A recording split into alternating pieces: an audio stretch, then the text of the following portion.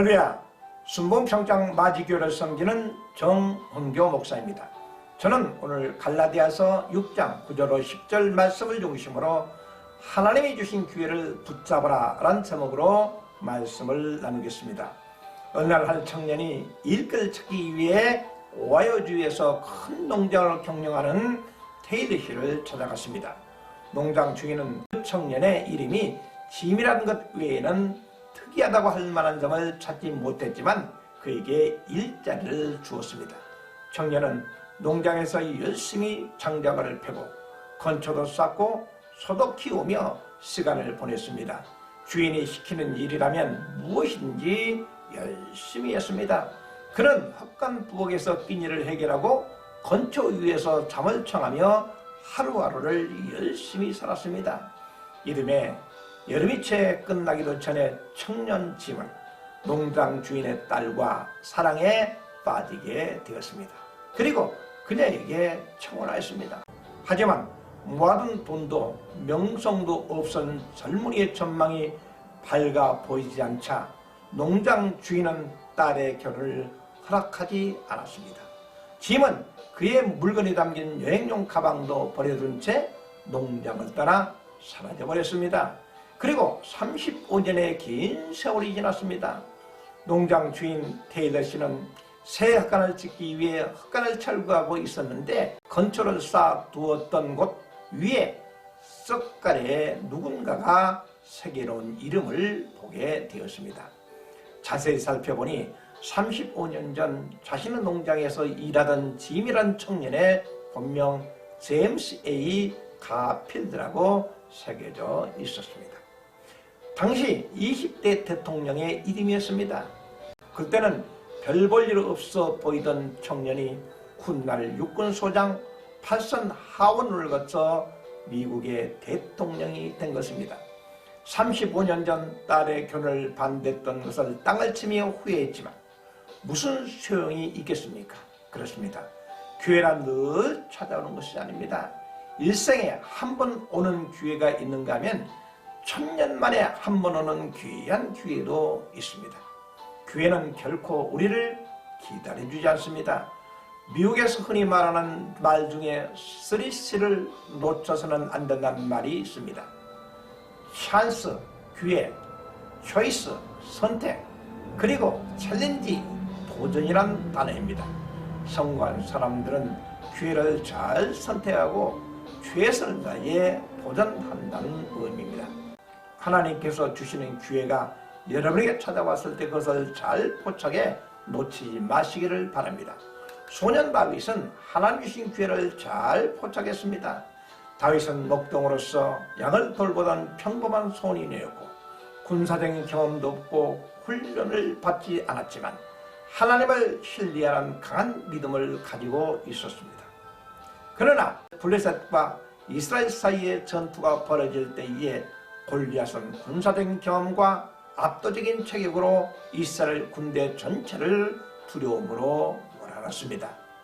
골리앗은 키가 2.9m나 되었으며 그가 입은 갑옷과 무기 무게만 해도 일반인이 감당할 수 없는 힘을 보여주는 강력한 존재였습니다.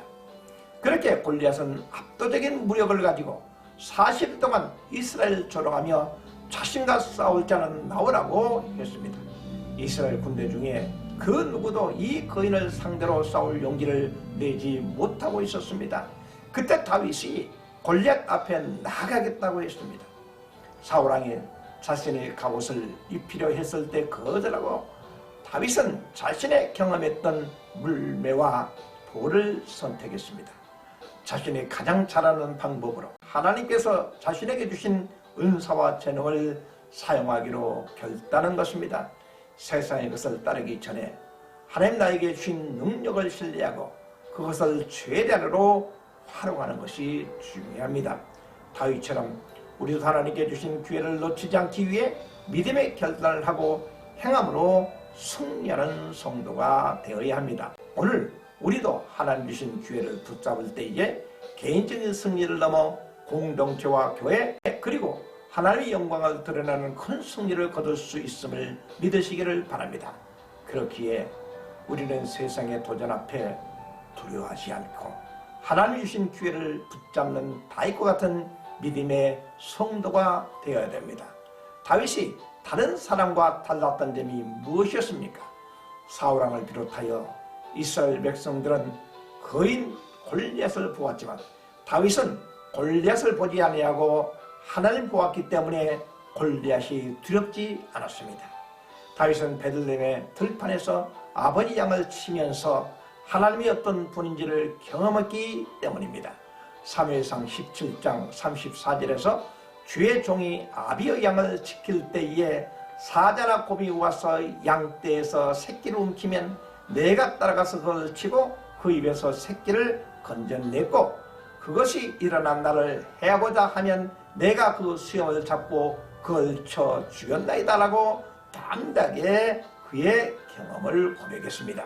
그리고 사무엘상 17장 36절에서 주의 종이 사자와 곰도 쳤은즉 사실은 하나님의 군대를 모욕한 이 할례받은 불에서 사람이니까 그가 그 짐승의 하나와 같이 되리라 라고 말했습니다.